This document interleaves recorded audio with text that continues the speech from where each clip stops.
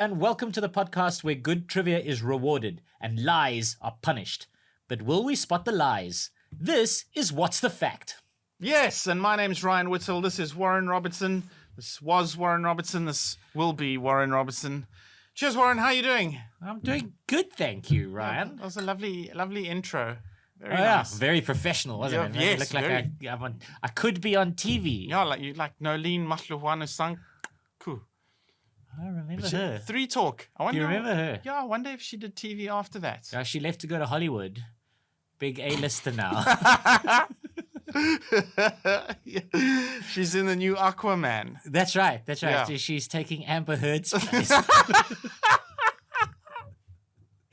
Good. Anyway. Speaking of lies, yeah. Amber Heard, my word. Ooh, No, political. We don't know if she's a liar. Just there's a guy on YouTube. His name's Enrique. Of course, always listen to the guys on YouTube, right? And he's a body language expert. Hello, my name's Enrique Jose. He's got three sort of Spanish names, and he's very cool. But he's like, I think when I look at her face, I shouldn't use the accent, but no, it's very when I look at her racist. face, it is clear that she is not telling the truth. So I believe Enrique, but he's not in the jury. I don't, like by the time that this podcast comes out, that thing will be an ancient myth. People will have forgotten that particular trial. It's okay. Trial of the century, man. It's okay the century. though. Yeah, look. OJ, that was last century. Yeah, it could be now. Now think about it this way. It could be the year 4040, and this could be the last remnant of our era. And here we are talking about something that future researchers have no idea about at all. They're going to reference us. Yeah. I've always wanted to be referenced. Called the Depp Heard trial.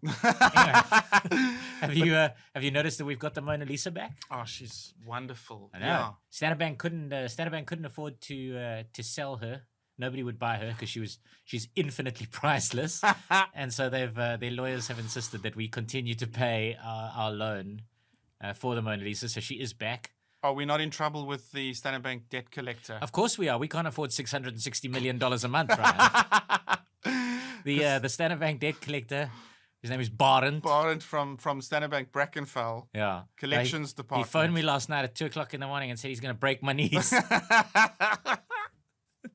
Anyway, if you want to go on our Patreon, do we have a Patreon, Ryan? We should probably get a Patreon. Great. Yeah, Patreon. Help us pay for Mona Lisa. Yeah. It's $660 a month. Save Our Knees Fund. Installment, and that's only for 18 years, I think. Yeah, the next 1800 years. and yeah, if you could help us pay for the Mona Lisa, because they're very serious over there at Standard Bank. Barent he's gonna take some knees at some point. He is. T's and C's apply. Yeah, we should have read them. But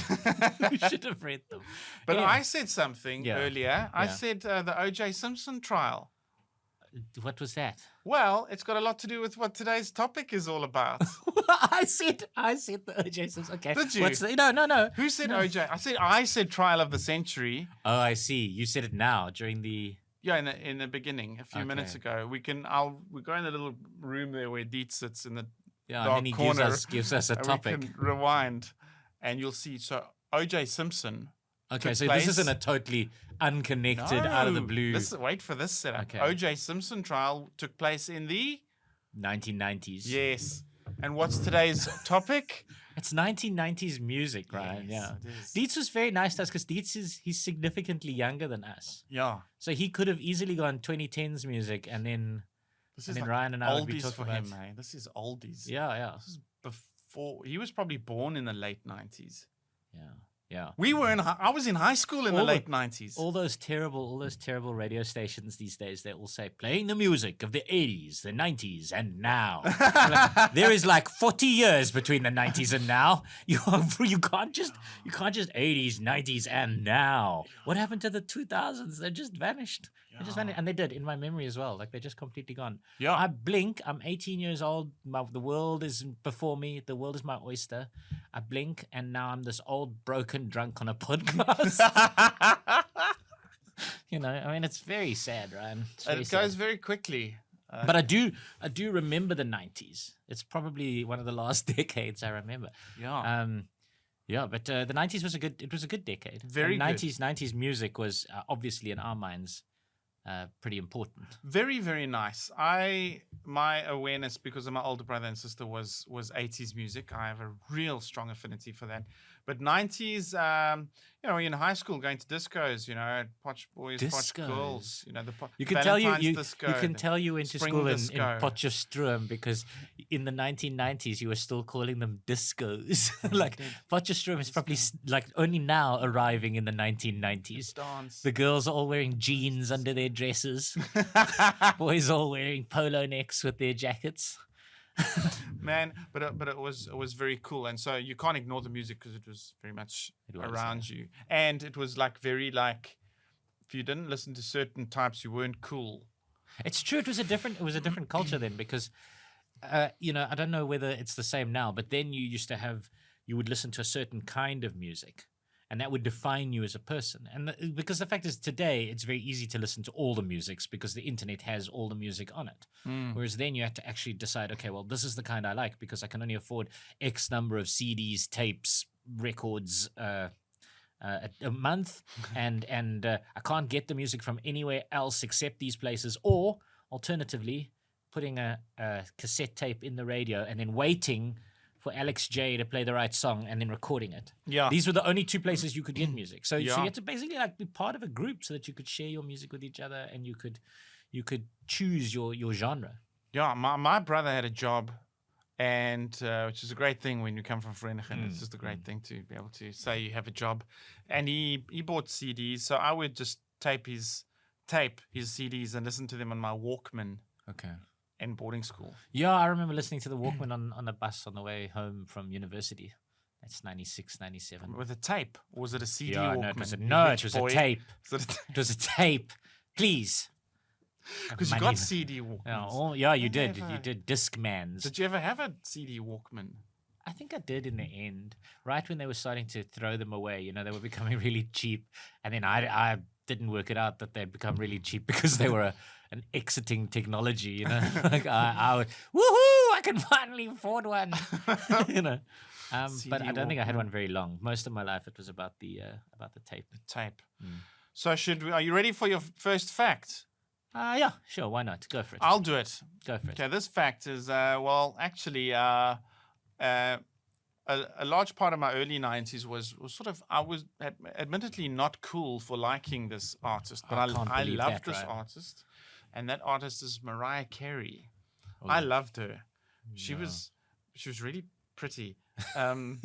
She still is, but in the beginning, she was very. Is this your desperate attempt to get hold of Mariah? Please let the podcast become famous so that now aging Ryan and Mariah Carey can get together. Yes. As was always meant to occur in the 1990s. So my fact is Mariah is one of only a handful of pop artists, vocalists who can sing in the highest tonal register, which is known as the viola register. That's my fact. Oh, I mean, I remember she hit some pretty crazy notes, and she's still regarded as one of the best singers, of pop music. I mean, why not? Why not? I mean, it's going to be her and whoever sings 80s hair metal. They're the ones that can reach that tonal register. Yes. Yeah, well, and the Bee Gees, of course. As usual, I started off traditionally with another lie. Yeah, so now I was being an ass because indeed it's true she can sing that, but it's not called the viola register. No. It's called the whistle register. Sometimes the flute register. Okay. And there's a reason for the whistle. It's they can't. When the scientists have tried to film a person when they're singing at that register, they can't because the epiglottis covers the larynx. And there's a chamber that creates a sound, and the entire posterior of the chamber closes off, and there's only a small amount of space in the anterior of the chamber and a little gap, and that's where that note comes out. It's a very strenuous note to sing, and it sounds like it's almost like a whistle, like it's being blasted through this tiny little gap. Yeah. So it's the noise you make when someone kicks you in your testicles. That comes from your testicles. Okay, all right. Yeah. So that song, I think "Dream Lover," which is a 90s Mariah Carey song. I'm going to nod along like I've heard of this song. I want to hear you. Oh, yes, green. All right, I remember the song. In the beginning, before that part starts, there's a... Oh, yes. But there's a fucking high pitch. Yes, you're right. There's a bit of whistle register right there. Ha! Mental. I love Mariah. It's the first band I remember liking on the radio that wasn't REM, because I loved REM. REM was cool. Basically, like from when I was quite young, and Yes. but then when I was getting cool, when I was like 12, and then now we're going to parties, discos as you used to call them in Potchefstroom. Yes. Once we're going to discos, the DJ would play, like all these ridiculous pop songs. And then the ones that really stood out for me were by a band called Two Unlimited. Oh, yes. And Two Unlimited were like massive worldwide smash sensations from Belgium, I think, if I remember correctly. But the band Two Unlimited wasn't only two people. It was in fact four people. It was two composers behind the scenes and then the two, like, I suppose, musicians in the front. But my factor is actually related to that, is that before Get Ready for This became their first big kind of global smash hit, the woman in the group, her name was Anita Doth. Mm-hmm. She used to work as a traffic warden.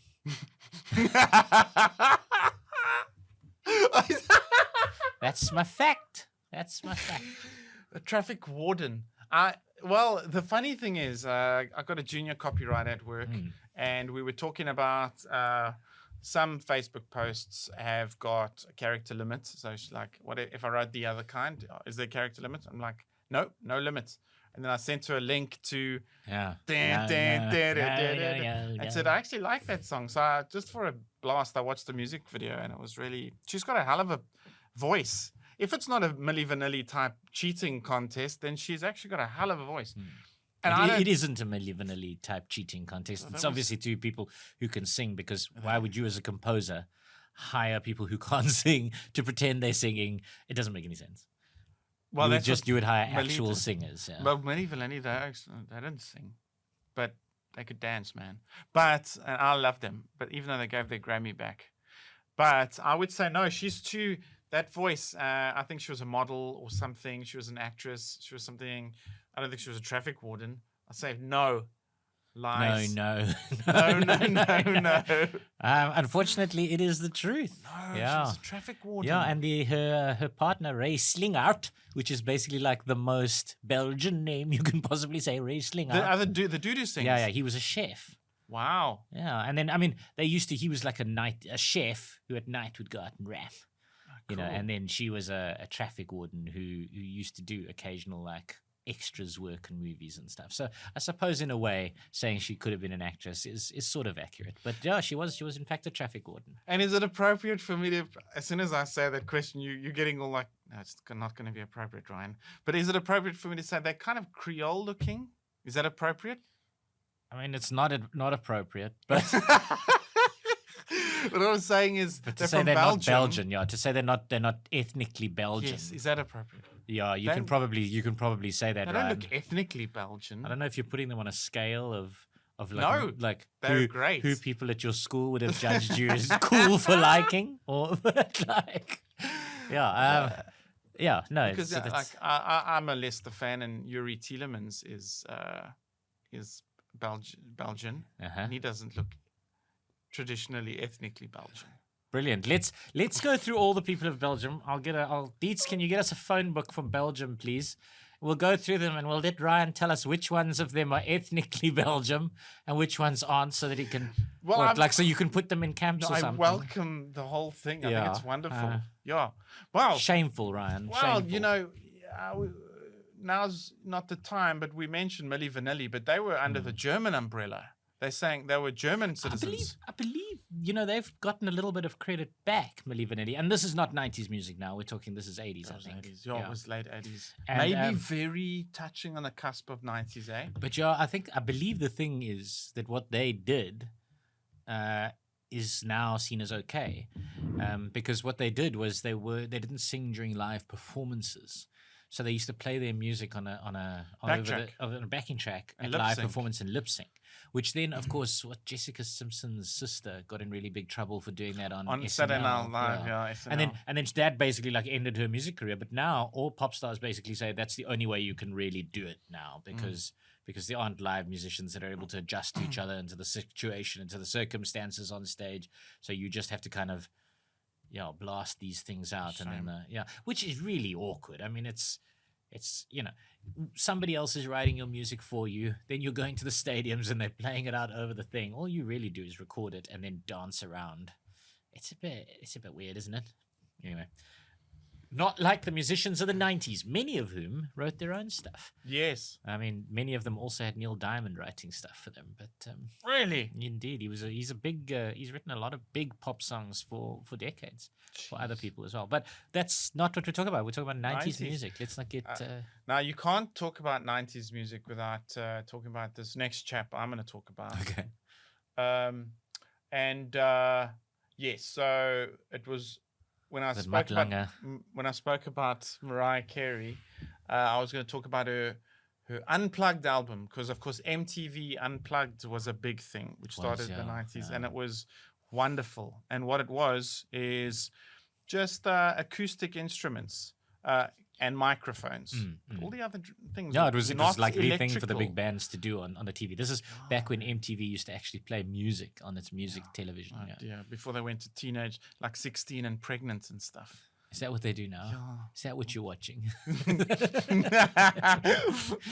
And so, and of course, the Standy Outie performance. There were many, like Eric Clapton but Nirvana's one was. I was gonna say the Nirvana one is quintessential. Epic. Yeah, it was. And so, did you know that that took place 5 months before he took his own life? I did not know that. That's my fact. That's my fact. Your fact is that it took place 5 months. I mean, I just said I don't know that, right? How can that be your fact? Now you know I'm shooting in the dark here. Just much like he did. Hey? Look what we did there. Look at you. Look at the shooting jokes. in the dark. No. It was like yes, it was, right, 5 months. Then people get all eerie, creepy, and say, no, it was actually the thing was set up like a funeral. There was candles everywhere, had a gloomy feel to it, and it reflected his mindset. So then I'm going to go with true because you've given me all these extra facts now. I'm going to say it's true. Or was it? It was true, 5 Ryan. It was days? definitely Was true. it 5 days? No, it was definitely true. Yes, it was true. It was. It was 5 months, man. It is troubling when you watch it and you think 5 months later he decided he's out of here. Yeah. And my favorite song. Do you have a favorite song from that performance? I don't particularly remember the songs from that performance, but I remember there's a live version of Lithium that's very good, and I'm assuming it's from that particular show. Yeah, there was quite a few. I think he did like about 14 songs. Well, the one which I love is Where Did You Sleep Last Night? It's very eerie and very, very beautiful, man. And I think it's their closing number. Oh, man, what a song. And it's eerie and beautiful.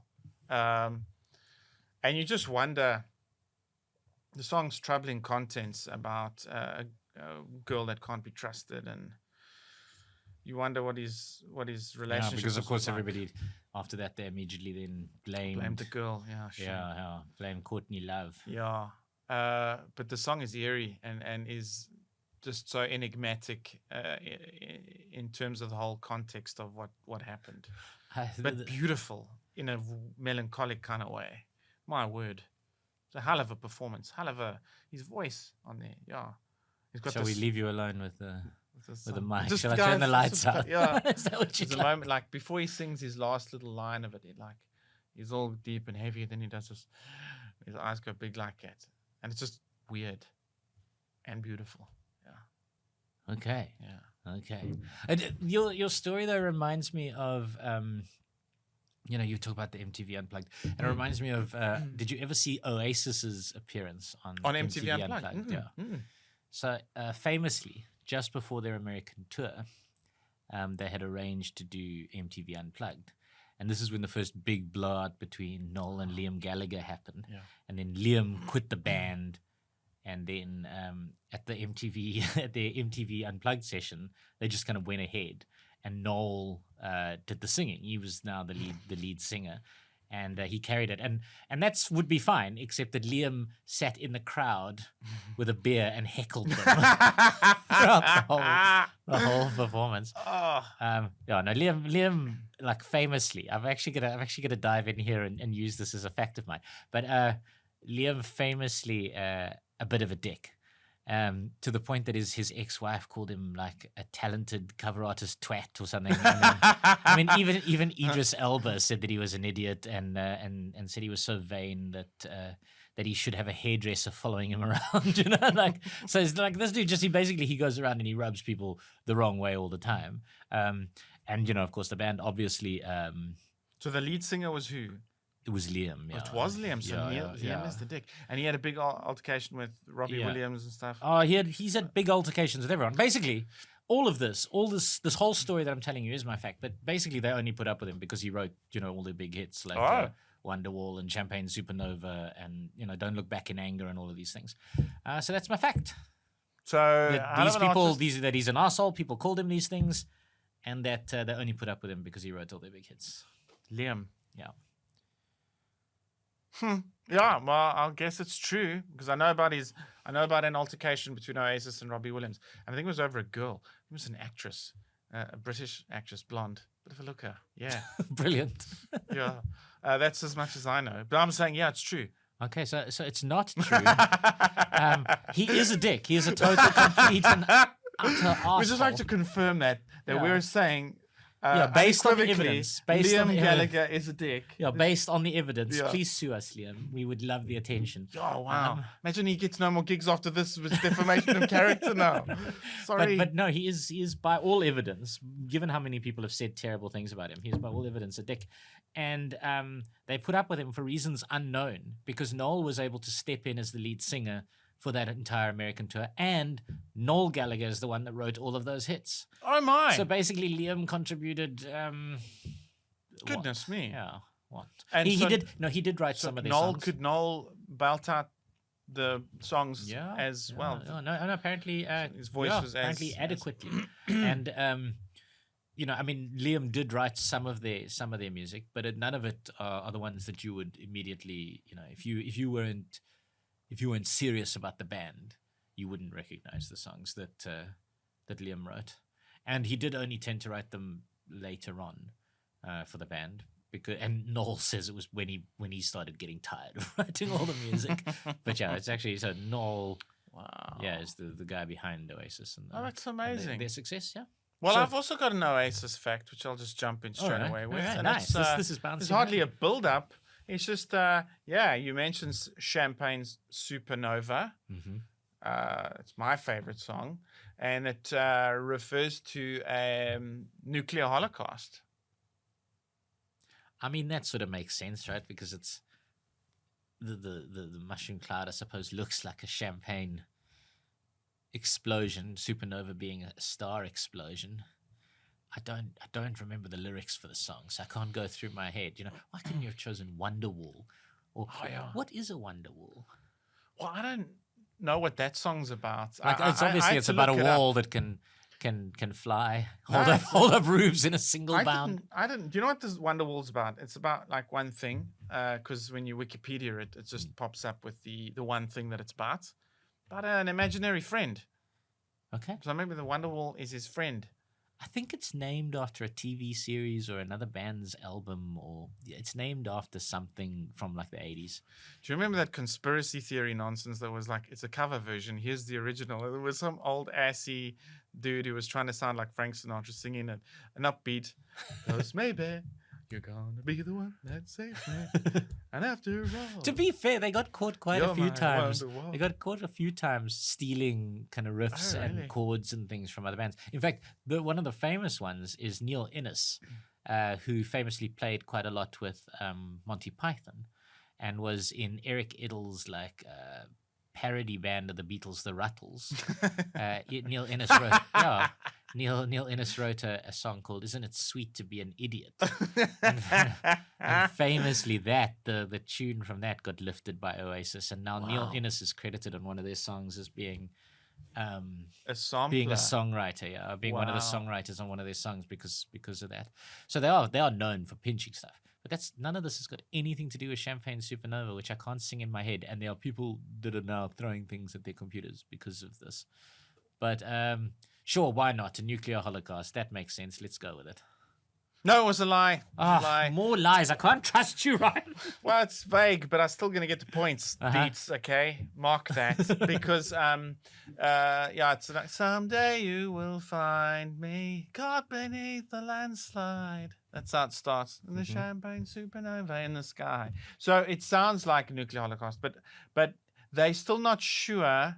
He still doesn't know exactly what it means. No, but what take that point away from No, here's why. Okay, it's got some sort of direction of meaning, which is like when they were growing up, there was scenes that they thought would take over the world, like punk, but then punk died, and then there was another scene like the Manchester scene, and then it died. Then there was another big band in the 70s, The Clash. They thought this was going to take over. So what it represented to their young adolescent minds was the next thing which is going to save them and be huge. But it faded. And it's going to be huge and faded. And then they got huge. And they thought, we're not going to misrepresent. We're just going to leave the world with some great songs. So that's what Champagne Supernova represents. That they just this blast... and then they're going to fade away, or blast and then they're gone. So they're not this movement that's going to save people. They're not the next big thing. They're just a band with great songs, and that's that is clearly an Noel Gallagher song, because there's no way Liam Gallagher wrote that, right? Like Liam Gallagher to this day thinks he's the next big thing. Like he still thinks, sue us, Liam, begging you, take every rand I have, all 12 of them. It's also a beautiful way to kind of see the world. In my religious viewpoint, there's even this verse that goes something about just like a mist which forms and then it fades away. So you think your life, which is strangely religiously stoic. It's like just when you think your life means something, it kind of doesn't. But which is good for humility's sake, but one must never lose hope and, take the exit too early, Kurt. But it's like I like the humility of it, like the dude from 90s Music, Counting Crows, that dude. When I hope you didn't have a Counting Crows fact, but I could if you want. When Mr. Jones went huge, then he got a job as a barman. Okay. Just to stay humble. It's like, okay, we're going to be super fucking huge. I'm just going to get a bar job. What this makes me think of, though, is the exact opposite of that, right? Like, there are guys who, before they had their first big hit, they were like, I am the shit. And I'm thinking quite specifically about, like, Billy Corgan of Smashing Pumpkins. So Billy Corgan was like the lead singer. Yeah, basically everyone he's ever performed with says he's a dick. Another Liam Gallagher. But I'm not saying this is my opinion. I'm saying these are the opinions of many esteemed musicians and music writers. He formed a band called Zwan after the Smashing Pumpkins fell apart, and this was like supposed to be a super band, and it had members of other bands and stuff, and they released one album, and then he said, no, you'll never see him hanging out with these people ever again. They're all terrible human beings. But ultimately, and then but the weird thing is Smashing Pumpkins, we remember them as being this kind of like famous sort of seminal band. And that's probably like in the history of music based on really just Melancholy and the Infinite Sadness. Because, and this is my fact, Melancholy and the Infinite Sadness is their only album to reach the Billboard Top 200. Top 200? Yeah. Natural fact, eh? Yeah. Yeah, you know what was fascinating is I thought about the Smashing Pumpkins a few months ago, and I went onto YouTube because I actually wasn't sure if I could name a Smashing Pumpkins song, but I was very aware of them at that time, and I do know that they composed the score for one of the Batman movies, but and the director was so impressed with their music that he said I could have used that one song throughout the movie. It was just so perfect. So obviously they are musicians that are excellent. And then that's ridiculous. That's my phone. That's ridiculous. Your phone, is it your mum again, Ryan? Is your mum phoning you again? Oh, it's my daughter. Okay. But I don't know how to switch this phone off. Right, no, please. I've got the time. Let's just take a 5-minute break. I'm just in a podcast. Hi, darling. I'm just recording a podcast. No, it's fine. You didn't know. Mister, is it urgent or can I phone you back just now? No, you can phone me back. Sorry, I didn't know you were. Oh, no problem, sweetie. I'll phone you now. Does she have any interesting facts about 90s music? So, sorry about that, Deets.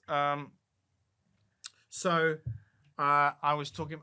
So I looked on YouTube, they're like greatest hits, and I still didn't know many. I know the one because it's so sad. The intro is that today is the greatest day, and that's a very sad and well-known song. But and that one wasn't on Melancholy and wasn't it? Sadness. No, it was on Sami's Dream. It is in fact called today. I'm gonna say that the fact is not true because there's got to be at least 2 or 3 albums that made it in the Billboard Hot 200. All right, it is in fact true. No! Yeah, wow! Melancholy and Infinite Sadness sold 11 million copies around the world, made it into the top 200. Their next closest is Sami's Dream, which is the one that's got today on it, 6 million copies, and then Adore 5 million, and then it really falls off after that. They a couple 100,000 per album before and after that brief illuminated moment of greatness, and then. But there was constant friction in the band. There was people leaving and people kind of coming in, and then the drummer had a heroin addiction, and then he was involved in an incident where he was taking heroin with some other musician who then died. So there was a lot of Were you a fan? Not really. I didn't know about Smashing Pumpkins at all when I arrived at university. And to this day, I have the album Sami's Dream, and the reason I have that is because Rolling Stone magazine were at my university campus, and they were throwing copies of the magazine away with classic rock music CDs stuck on the front. And I happened to be walking past this particular giveaway on my way to class, and they threw one literally into my arms, and it was Sami's Dream by Smashing Pumpkins. It was on there, and. Yeah, so I still have that. I like individual songs. There's still but I wouldn't call myself a fan. The musicians clearly have gone on, as you say, and they've done quite big things in other areas. James Iha, the guitarist, he was original lead singer, and then he kind of dropped into backing guitars. He went on to go and join. What's his name? The guy from Tool, the lead singer from Tool in Perfect Circle, and they've now sold vast amounts of albums. So he's been quite successful after that. But yeah, in general, I think Billy Corgan is somebody who doesn't live up to his own hype.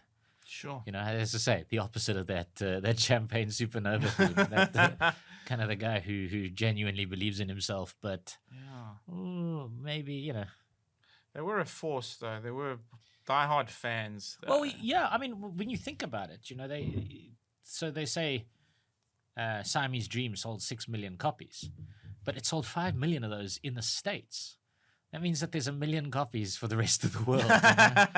So the fact that and Rolling Stone threw one at you, or that but you know what I mean. Like now that we know them, their fan base is really, I suppose, much more localized than.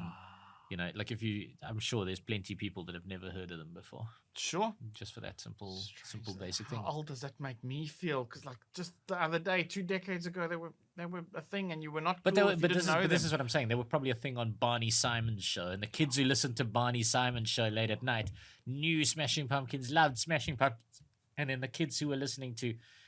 I don't know who was the morning DJ. See, I don't know, Mark Gilman. Oh yeah, Mark Gilman in the morning probably had no idea who the Smashing Pumpkins were. So it's possible that I don't know. Maybe people must let us know in the comments what if they remember the Smashing Pumpkins and which is the album they remember. Yeah.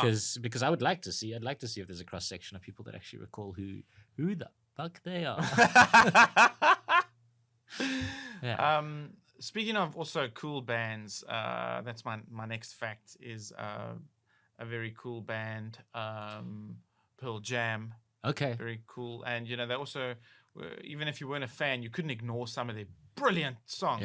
Yeah. Epically brilliant songs. I think the most famous one probably is Alive. I think it's probably the most I think that whole famous album song. 10 is probably one of the greatest rock albums of all time. It's Yeah. Yeah. And the lyrics in Alive, my fact is that they are partially biographical in Alive. So this, I can tell you, is 100% true. I'll even tell you the Correct. story behind it. I'll Yeah, just I'll say even correct, tell you yeah. the story behind it. I'm not going to try and be it's, all mysterious. No, correct. Yeah, no, it's an incident where he discovered, it's allegedly that Eddie Vedder discovered after his stepfather died, or after the person he thought was his father died, that in fact this man was his stepfather. And that's what that song is apparently about. And because he'd never met his father, he just always assumed this man was his father, and turned out he was his stepfather. His mom only admitted it after he died. And I think it had a very negative psychological effect on him. I mean, It made him angry. he wrote a brilliant song about it, so Jeez. get over yourself. Yeah. And although the second verse, which is rather troubling, is made up. So the first and the third are true. The second one, it's almost suggesting that the mother who's telling him the story then makes a sexual advance on him, an incestuous sexual advance on her son, because he's the embodiment of her first love, the boy's father, some shit like that. And that's quite troubling. But it's very, very subtle, but the commentators think it's very clear. But that's the second. So that didn't happen. But the first and the third are biographical, and I think that's rather amazing, rather a little bit sad, but rather amazing. Yeah, look, the whole album is a bit grim, isn't it? Is I mean, it? the lyrics, Because then it goes. When you think about there's a Jeremy trio. as well. Jeremy spoke in class today. I About don't a know kid the who shoots story up of his Jeremy. class. Oh my God, is that what Jeremy did? Paul kills himself, I think he kills himself In in class, yeah. And Jeremy Fuck. spoke, because it's about the quiet kid who sits in the back, and he finally makes a statement, and his statement is that he Gee, I need to tops listen himself. to I think it's, Jeremy that he again. tops himself, yeah. I know that Alive forms part of a little trilogy, a little trio of songs, which the one leads to the other, and then it leads to the other. That album actually has a secret hidden song, but it's not done in the way that what they used to do quite a lot on albums. For those of you who are too young to remember, is they used to hide an extra track that wasn't listed on the back of the CD, and then there'd be a long pause after the final song, and then a hidden track would start playing, right? And that happens on Green Day's Dookie, for instance, is an album that's got that. And you can actually tell, though, because of the technology, is that the song hasn't stopped. The CD hasn't stopped spinning. For some reason, there's this really long, and the counter is still going on the song. So if you haven't moved your blaupunkt. So if you got, so there's, But what Pearl Jam did on 10 was they played half of an instrumental song before the first track, and then half of an instrumental song at the end of the last track. And if you take those two songs and combine them, those two little half songs, they form a full hidden track. So that's there you go. There's a hidden track on Pearl Jam 10. Fantastic. Yeah. I mean, Pearl Jam. So my favorite thing about Pearl Jam is the debate around where the name comes from. Right. I mean, so Eddie Vedder said that it comes from his great grandmother Pearl and her preserve, but this sounds like an extremely unlikely story. Most of the internet has decided it basically means sperm. I was going to guess that. Yeah. Which means that it's the second most infantile band name from the 90s. The most infantile, of course, being Limp Bizkit. Oh my! Because Limp Bizkit is what we in South Africa would refer to as Soggy Mari. Goodness me, yeah. And Soggy Mari was a game that boys at boarding school in Potchefstroom used to play, where you'd sit around a Mari biscuit and then shake yourself until Shake, completion. shake, shake, do-do-do-do-do, Yeah, until shake, shake, completion, and then upon the biscuit, and then the last boy who was able to complete upon the biscuit would then eat the biscuit, and that in America, that game is called Limp Biscuit, and that's the worst name for any band I think in the history of the world. Yes, except in Matric 1996 for me, I was happened to be listening to 5FM, and there was and I decided with my Mariah Carey love. Yeah, that you were just too cool. No, that I needed to cool myself up more. I see. Mariah. Okay. And then there was a song on the radio that was flippin' cool. And if I adopted this song, I would up my cool points. And it was like, I don't mind the sun sometimes, the image as it shows. Yeah. Do you remember that? Pepper by Blind Melon. No, it was. So the band was the Butthole Surfers. Butthole Surfers. How did I get those confused? No, and isn't that more? It is the infantile? Butthole Surfers. What do you mean infantile? What does it mean again? But isn't Butthole Surfing more infantile than Blind Limp Melon is no Bizkit? rain. That's What a Blind beautiful Melon song no that rain, is, yeah. eh? Yeah.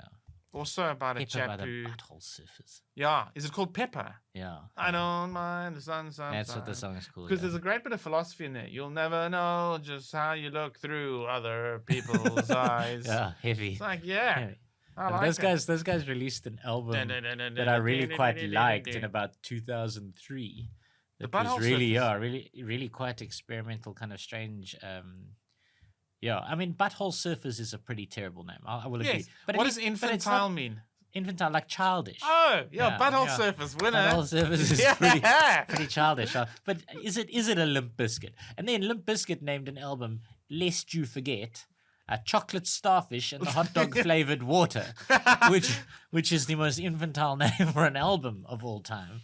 Like, I'm not going to argue with you about this, Ryan, but I strongly believe that, that Limp Bizkit Okay, I is get the the way. chocolate starfish. Yeah. What's the hot dog flavored water refer to? What looks like a hot dog and what's its flavored water? No, Ryan, don't be too naive about this. Go as dirty as you like. Flavored water. Hot dog flavored water. Oh, well, you know when you boil a hot dog Mm. and then you take it out the boiling pot. Now, what's left- now, due to that image, what you did with the chocolate starfish image, Ryan, Yeah. sexualize it. Yeah. What could it possibly be? Again, it's semen, Ryan. Uh-huh. Hot dog flavored water is again semen. These bands are fixated. These bands are fixated.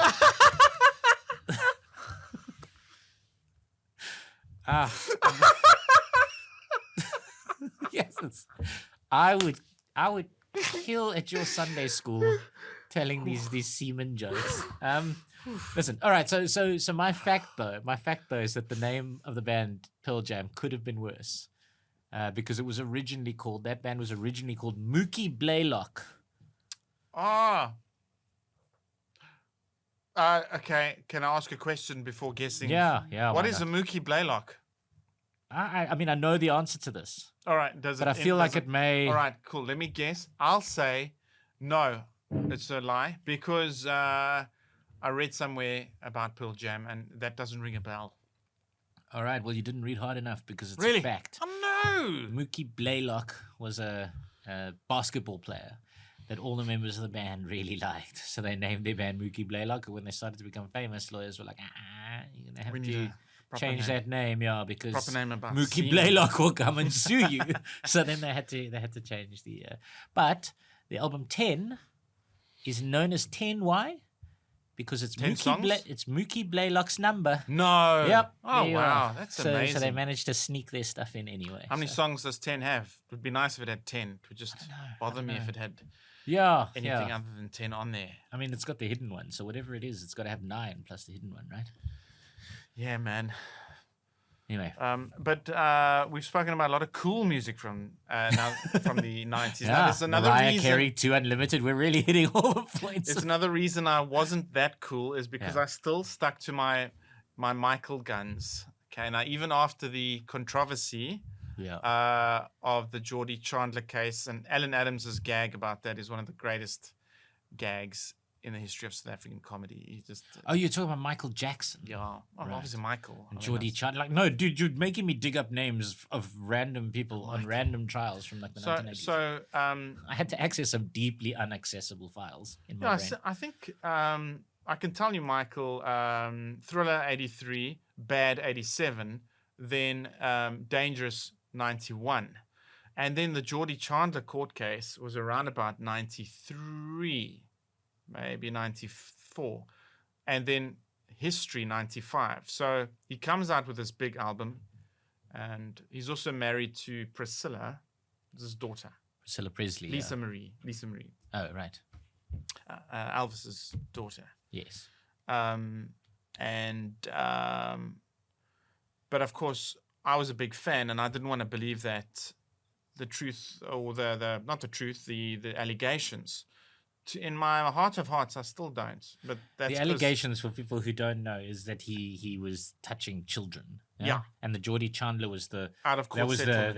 that was the thing that really kind of broke the accusations to the general public. Yeah, and Yeah. I heard from Alan Adams's gag that it was $20 million that was the out of court settlement, which is a lot of money. Alan's gag is hysterical. You're gonna have to tell it now because otherwise. No, but I can't. It's Alan's. So must Alan come on the We comments must and tell invite. his own joke? Yes. And we must invite Alan to come and Yeah. okay. We will. So, okay, but that history album, I really loved it, and I like Martin Davies, who's a big music aficionado. And also a comedian. Yes, and he says like Michael Jackson was like a dog chasing his own tail. He always tried to make another Thriller, but he couldn't. And that's a very cynical commentary, but maybe Martin's correct. Well, isn't history? I mean, history is also a pretty phenomenal selling. This is album, what I isn't it? think. Yeah. I think that a true I mean, I'm not Michael- saying it's a good. I was just saying I think it's really titanically selling. Yeah, it's hugely selling. But I think artistically it's extraordinary. I think for like a deep, true Michael Jackson fan, yeah, you would see some artistic progress, even from Thriller to Bad, and then from Bad to Dangerous, and from Dangerous to History. right. So I'm just that's just about my love for Michael and why this is a Michael fact. But Michael, he was married to Lisa Marie Presley, Elvis's daughter, and he's got a cover version of an Elvis song on History. That's my fact. Oh. Yeah. Michael Jackson is one of those things that that bypassed me almost entirely.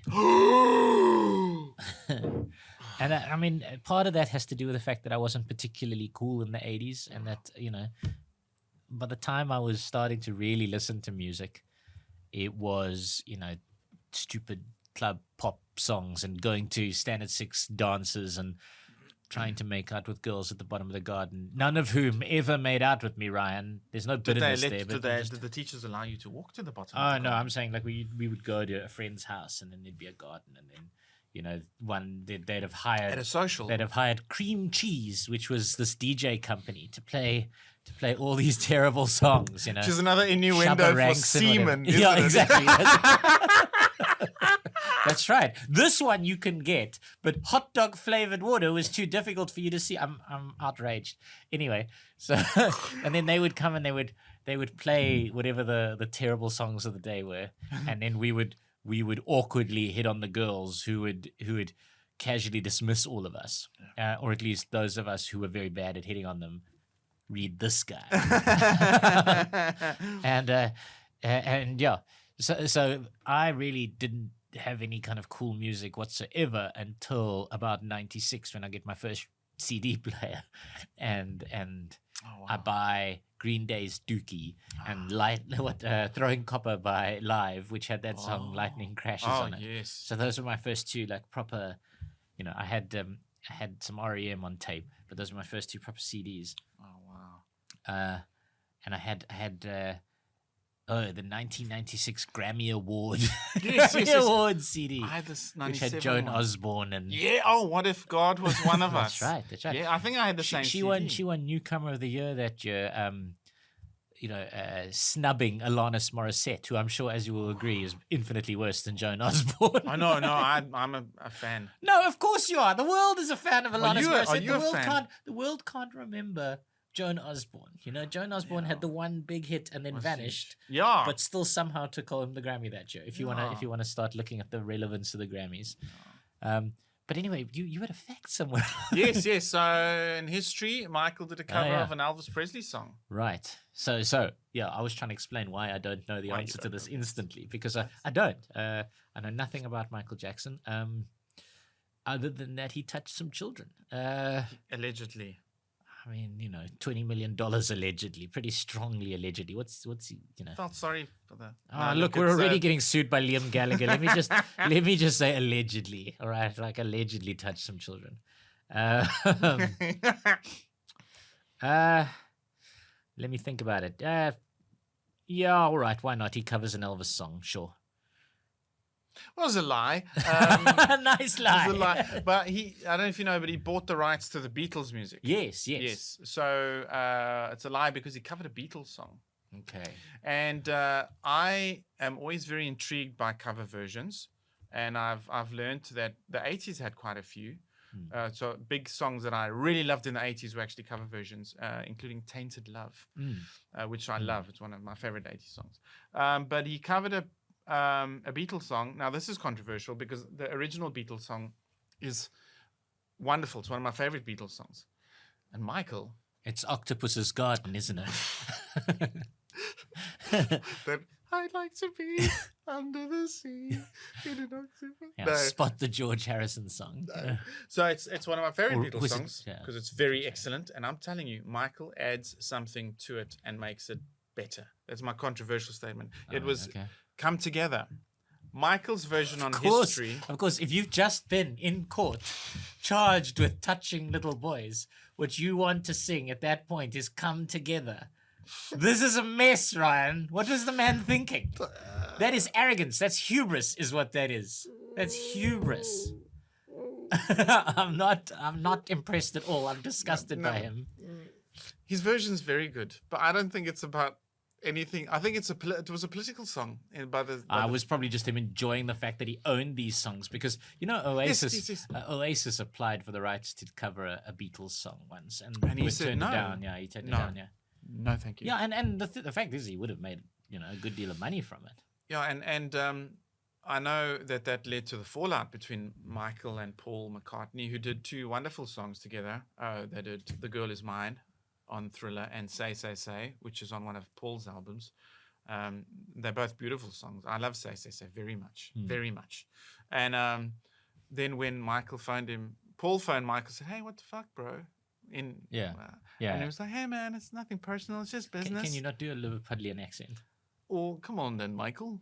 What are you doing? Yeah, not bad. Yeah. Good shot. Well, Paul, hey, Paul, it's nothing personal. It's just business. And then, well, it's not to me, Michael, He's like, that was better. That was stronger, yeah. And then it's like, oh, Paul. And then they didn't really want to speak to him ever again. All right. I mean, fair enough. Yeah, fair enough. And did he give the music back to the Beatles at some point? I don't know. Yeah, I think there's some sort of story around that. We probably should know that. I don't know. Anyway, I'm sort of sad that I didn't know that. Yeah, Come Together. You see how Michael's version. Really, don't think about hubris and stuff. It's a big word. Listen to Michael's version. It's very good. Very good, Michael's version. I mean, Michael is not. Michael is dead, Ryan. He's not going to come here and give you a prize. He's not going to pay us $660 million a month for the Mona Lisa. He could have paid us $660. He would have come in here and he would have bought that from us right now. Yeah. Barent wouldn't have to break our knees. And he liked South Africa. Did he? He wanted to buy that castle in Kailami. Did you ever know that? I did hear that story. Yeah. So that castle was built by a guy who went to school with me. His dad built that giant. Like monument to waste. It's now a bit of a boutique hotel or conference center thing. I don't really know what goes on up there. Probably vampires. Like that's Michael Jackson living in a castle in Kailami. Can you imagine? I mean, really. Man, it's out of a fantasy story. It's crazy. I mean, like somebody's got to write that story, make that movie. Michael Jackson in Kailami. Yeah. Fuck. Kailami now is becoming, quite built up and quite sort of swanky. But back then, when he was thinking about buying it, it was just this castle on a hill. Yeah. And a racetrack. And some horses. Yeah. There. Then nothing. Yeah. Anyway, I'm somewhat glad that he didn't buy it. It'd be very strange to have Michael Jackson living in a castle on the hill. But yeah, sort of speaking of fantasy stories, and that's my segue. I want to cross to a musician that actually like means a lot to me, rather than you say Michael Jackson is a big deal for you. And this is a thing that shows you that nothing you do in life is ever a total waste. Because in my third year at varsity, I dated a rather brilliant woman. She was a biochemist and top of the class. She used to win all the prizes and whatever, but she was also a severe alcoholic. Wow. And cheated on me just constantly, Ryan. Just constantly. But she was pretty, and so I put up with it because I was stupid. And you 20 years old, life is it's more complex.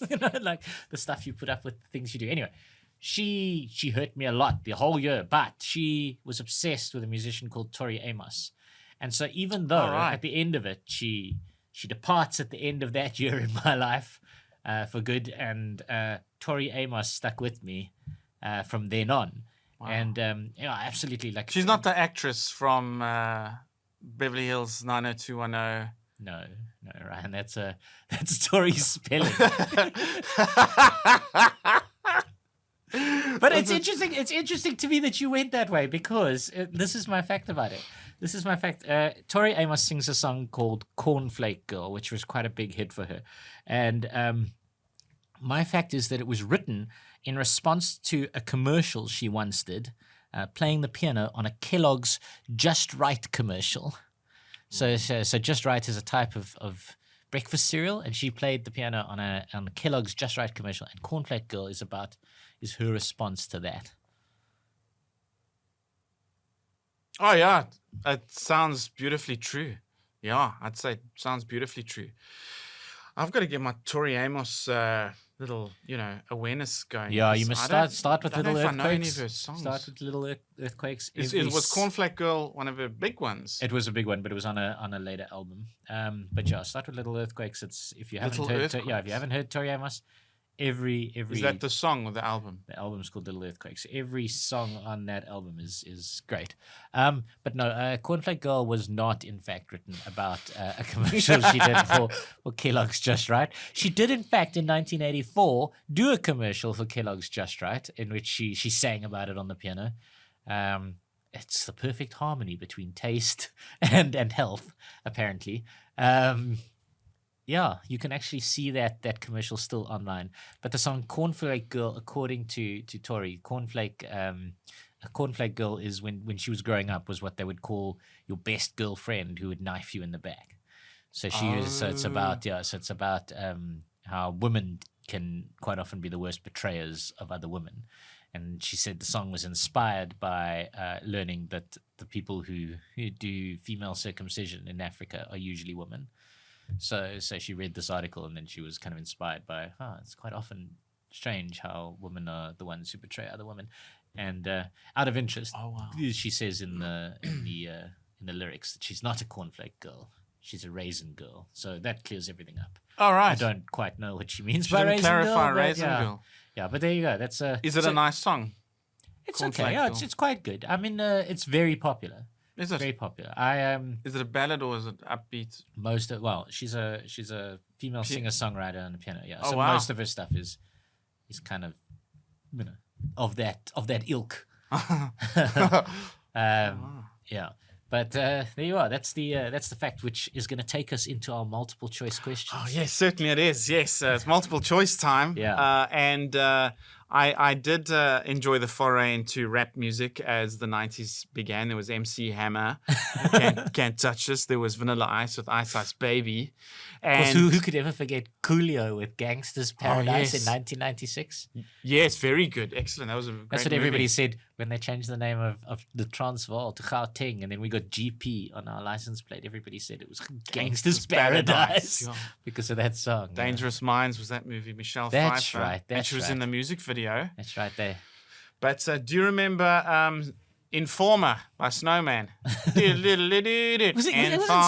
just called Snow, I think. Was it I think Snow? it was just called Snow, yeah. Snowman, okay. And he was just like a white dude from Toronto. Talking about, yeah. But he had friends from Jamaica in Toronto. And then his rap of Informer is very Jamaican patois. Right. Informer, you know, sometimes Sami, I got blam. I like boom, boom, down. Na, na, na, na, na. Very Yeah. cool. Yeah, So yeah, do you remember it? Did I you dig remember it. I remember it. Did you love clearly. it? Yeah, I quite liked it. I think it was on Sure, I on think- Monster Hits 2 or something. Yes, you know I what I think- mean? Like I think it exactly. was. I think everyone loves that song. And there's only two types of people in the world: those who love Informer by Snow, and those who love it but say they don't. Okay. Those are the only two types of people. In the Okay. world. All right. Yeah. So I love it and I say I do Okay. because it's wonderful.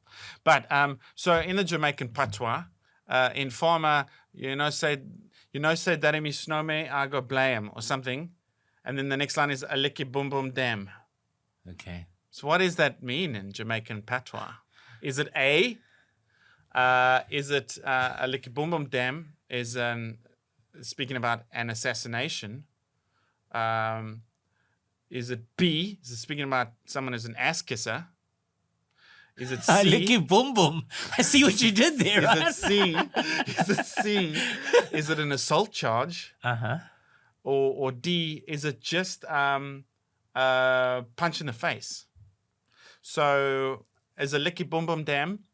Is it a assassination, an ass kisser, an assault charge, or a punch in the face? I'm gonna go with A, just because the boom boom sounds like a shot. You've probably misled me, but As an assassin. Yeah, Licky boom yeah. boom. Informer, licky boom boom damn. yeah, like I kill the informers. Well, the one you laughed at was the true answer. Really? It's an ass kisser. Ah, lick Licky the boom bum boom bum. damn.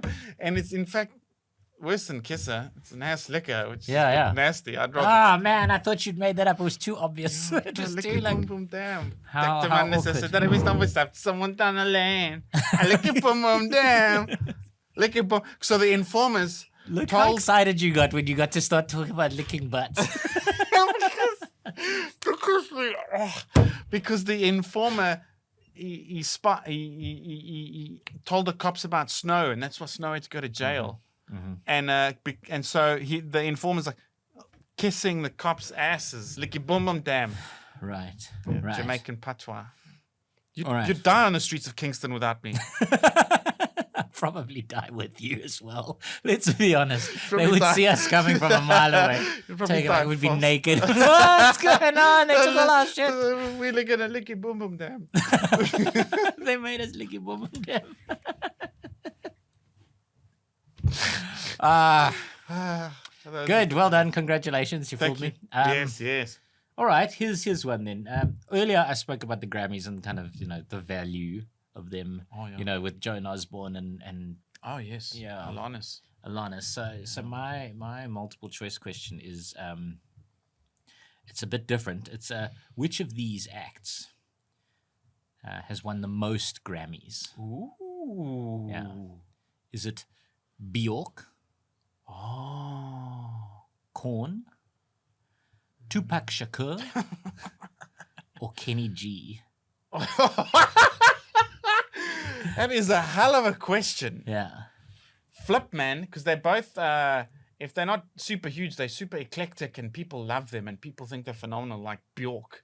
And Tupac is somewhat of a legend. Korn is, and then Kenny G. Man, oh man, oh man.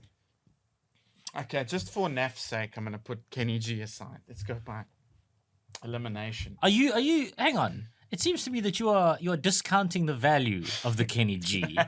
like you don't realize that elevators everywhere. Oh, yeah. But is there a category for best? Tonight's nominees for best elevator music. No, Kenny G. Kenny G. has changed Kenny the lives G's of many. Album 2. There are people who are on their third marriages who that never would have happened for them without the love of Kenny G in the background. Do you know what his instrument is? It's a saxophone. Yes, it is. But it's a sideways saxophone. It's not a sideways saxophone. It's a frontways No, saxophone. he gives it sax like that, man. No, he doesn't. That's how he does his He doesn't sax. sax sideways. He sax face to face like everyone else. He does he's a sax. si- He does sax front on like He's a normal human being. He's a sideways sax man.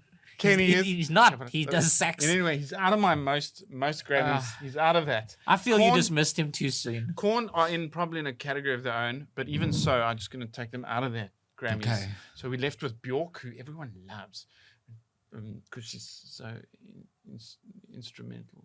And No Tupac pun. Shakur. Tupac. So Bjork's too weird to win so many Grammys. I'm gonna go with Tupac. Going with Tupac. You're saying he's won the most? Yes, saying he's won the most Let me Grammys. break this down then. I'm going to break it down in order. Here it is. Tupac Shakur, 5 nominations, no wins. Bjork, 15 nominations, no wins. No, she must be pissed. Kenny G, 17 nominations, 1 win. And the Korn, winner. 8 nominations and 2 wins. So Korn is the answer there. Yeah. Well, Yeah. I never. They I won certainly didn't. they won both for rock songs, "Freak on a Leash" and "Here to Stay." Wow. They Bjork must be so pissed. no, Bjork 17. probably doesn't realize She's who like she the is. Tom Cruise of fucking Grammys. She's got that. She hasn't asked the Pixies. You know, she didn't ask the elves because she's Icelandic. Icelandic. Yeah, so she didn't ask the elves. You know, she didn't drop off the booze at the elves' house. She owns a whole island off the coast of Iceland. So Oh. yeah, the Iceland government gave it to her. Iceland's an amazing country. Yeah. Like I did a sketch once, wrote a sketch once on and it was aired on Yo TV. And I did some research on on Iceland, and I kind of know 2 things about Iceland really. The one is that Bjork's from there, and the other one is that they have dehydrated shark meat called harkal. It's a delicacy, but it tastes like shit. Yeah. Yeah. I thought you were going to say that they have an app where you bump your phones and it'll tell you if you're related to the girl you're about to have sex with. It needs that. Because there's so few of them there. Yeah. Yeah, there's so I few mean, of them. so it was extraordinary in the Euros. Which Euros? Not the previous ones. The previous ones that they got to like the quarters or the semis. Small country like that, and they made. And Dwarfy Sigurdsson is Icelandic, I think. Gylfi, yeah. Gylfi, and so I also know that 90% of the country lives in Reykjavik, and their population of the country is about just under 400,000, and like 180,000 live in Reykjavik, and then another like 40,000 live in Húsavík. Húsavík, of course, famous for being the hometown of Fire Saga from that movie on Netflix, Eurovision. The Fire Saga story. oh Yeah. yes, oh Yeah. I must watch it. Is it funny? Yeah, It's good. funny. It's Yeah, it's worth a funny. watch. Yeah, I would watch it. All right. I've watched it only about a dozen times. And you enjoyed it. I must yeah, watch it's- it, man. I love it. I love it. I love that kind of cheesy All British right, style. Great, but it's the comedy tall thing. bloke, Will Ferrell. Will Ferrell, that's right, Joe. And did you know that anyone in Iceland can make a 15-minute appointment with the Prime Minister? Yeah, because nobody wants to. You know, like the Prime Minister's got nothing else to do. What are you going to do?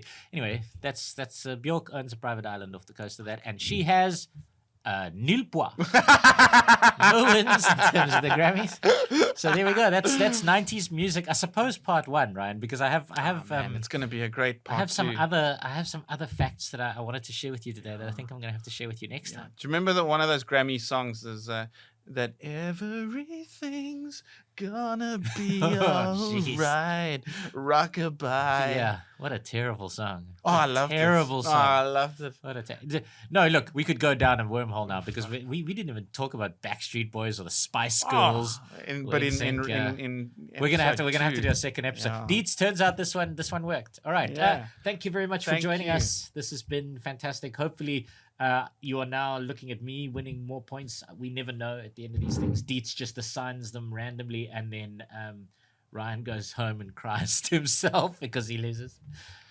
Join us again when we have a second episode of 90s music. Well, We'll call it no. Backstreet's Back. All right.